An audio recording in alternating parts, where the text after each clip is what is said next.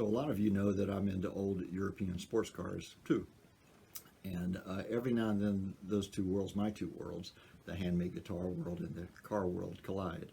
And every now and then when I'm at a car show, someone recognizes me from the guitar side. And that happened this morning when I was at a British car show.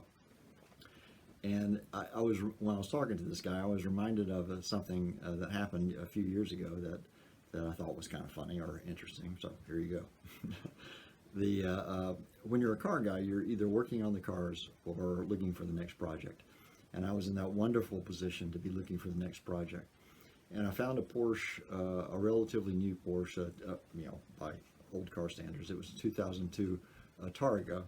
And I knew all the bad things about the car and all the good things about the car. And it was in Florida, so I was going to fly down and check out the car. So I talked to the guy and we negotiated the price. And I said, well, if everything says is like the way that you say it is, I'll show up with a certified check and we can just do the deal right there in the airport parking lot. But if it's not, I'm going to hop on the plane and fly home. Sure, that's fine, that's fine. So I get the check and so I send him a copy of the check. I send him my bank information and the person at the bank to talk to who cut me the check to say it was a good check, to get this all said in advance so I can actually just hand him the check and take off. Because the idea is if I called an early flight to Orlando, bought the car, I could drive back to North Georgia and get through Atlanta before the 5 o'clock traffic hit. So it required timing. And so sure, that'd be fine. Okay, great. So I get down there and we're in the parking lot. It's fucking hot as hell, and we're looking for a little square of shade somewhere and we drive it around a bit and it looks pretty good. He had all the service records and stuff. I thought, okay, this is great. I'll take this. And he goes, well, I had a guy in Europe just contact me this morning and offer me more money for it. He's a Marine. He's coming back to the United States in about 2 weeks, and he's willing to pay me more money. And I said, fine. If he's going to pay you more money, if you want to give away the bird in the hand, me, for the thought that this guy may buy the car from you in a couple of weeks when he comes back to the States, if that is really the case, that's your decision. You should have told me before I flew down, though, and I would hold you liable for my plane ticket. But aside from that, you pay me for the plane ticket, it's your car. He goes, oh, no, well, I guess I'll go ahead and sell it to you. Now he's copping an attitude. And he feels like he has the upper hand, and he's doing me a good deed by selling me this car at a reduced price from what the guy allegedly told him that he would pay. So I don't know if any of this is true. It just felt like a sales technique, and he was coming on real macho and turning into kind of an ass before my eyes. So I said, okay, well, if you want to sell me the car, here we go. Let's go ahead. Where's the title? Oh, it's at the bank. Okay. Well, let's go to the bank. And my wife said not to take a certified check from you. We need to have it certified at the bank, our bank, downtown. So I said, I did all this in advance to try to dodge having to go through all this, but I understand. The world is a dicey place and lots of criminals out there. And if you feel like you need to do that, we'll do that. So we go to the bank. Teller didn't know what she was doing. This doesn't look like a certified check that we use. And I'm watching that clock, And his wife is on the scene now too. She met us at the bank, and she's some kind of business person, and she copped a shitty attitude. So I'm dealing with two people that are starting to get on my nerves, as the bank too. And now I'm away from the airport, so to leave, I have to catch a taxi to get back to the airport. But I've got one foot out the door at this point. It wasn't that good of a deal, and I didn't like him, basically. And so then I said, let me talk to the manager. So the manager comes and says, I went through the whole thing, blah, blah, blah. Here's the phone number at the bank and all that. And the manager, it seemed like a reasonable person. And she goes back in the bank and comes back out and says, no, it's a good check. There's no problem.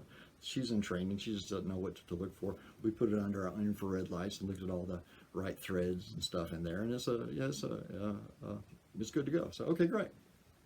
So let's do the deal now, and I'll take off. Great. So we get out to the parking lot. He goes, I hear you're some kind of fancy guitar builder. I'm like, something like that. That wasn't quite that, but I hear you're a famous guitar builder. I had Googled you to see who you were before you came down here. I said, well, I do make guitars. I made a living at making guitars, so you got me there, He goes, well, I also am a guitar builder. I've built one guitar every year for the past 10 years. I had the last 10th one in the car. and he didn't even ask me to look at it. He just implied that I should look at it. So, okay. So out of courtesy, now I'm looking at thinking, well, maybe I can get a hotel going home to dodge the traffic, because now I'm really stuck in traffic, and thinking the only bad thing about that, $200 for a cheap hotel these days, you know. And then I'm thinking, I got a nice car sitting out in the parking lot of a cheap hotel, you know. I didn't like, my mind is elsewhere. I could give a shit about his guitar, right? So but professional courtesy, he recognized me, and just to be a decent human being, although I'm starting to feel kind of jerked around at this point, but okay, let's look at it. So I lift it out of the case, and I look at the guitar, and I flip it around, and say, looks like you did a nice job. Well, the guy in the music store said I could get $3,000 for that guitar. So really? So take it. You know, but looks like you did a good job. Looks like you enjoyed yourself, and put it back in the case. And I said, do you have a second set of keys? You got the paper. But his mind is still on the guitar. He goes, he looks at his wife, he's all pumped up and laughing. He goes, you missed a few things. Okay, this time I'm thinking, all right, you know. I said, okay, if you want a critique, you didn't ask for a critique on the guitar, but if you want a critique, and I don't even take it back out of the case because I knew what I was looking at. Let me do a little side thing at this point. When you look at a guitar, I made a lot of guitars, and I've done it for a long time, and I've helped a lot of students, and you can see immediately where the person is on the learning curve. And when I picked this guitar up, I noticed the bridge was low, the saddle was low, the action was high, and the neck pitch was off. So that draws my attention to all that level of guitar construction flaws.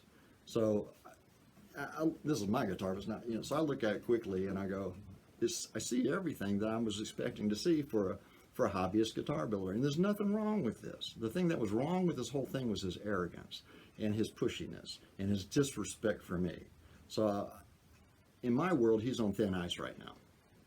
So I said, without even taking it out of the case, I said, well, the tuners weren't aligned properly. It looked to me like a millimeter here or there didn't really matter to you. The dots on the side of the fingerboard were wavy and not in a straight line. The finish in the neck joint looked like a snowdrift because you let the finish build up to try to hide that bad neck joint, because the action's really high and you have no saddle left and that bridge is really low, so you have no adjustability in the future.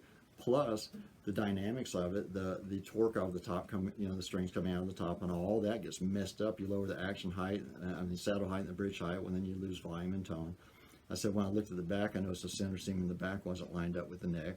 The binding gets fat and thin as it goes around the top and back. You have a hard time with the binding. It's a typical problem.